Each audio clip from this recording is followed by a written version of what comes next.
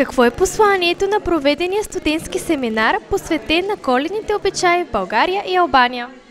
Основното послание на проведения семинар беше да се запознаят студенти, докторанти и наши приятели с българските и албанските традиции, да направим един мост на културните кодове на Балканите и да покажем техните близки страни и техните разлики, разбира се, които съществуват, но повечето неща са общите неща между балканските култури и голяма част от тях се препокриват на Балканите. Това искахме да покажем с това мероприятие.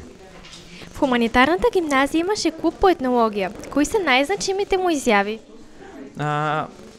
Клуба беше възстановен по етнология на името на доцент Николай Колев.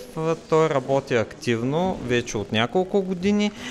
Неговите мероприятия бяха свързани също с няколко изяви в Великотърновския университет, както и съвместни дейности с Центъра по етнология и културна антропология към Великотърновския университет.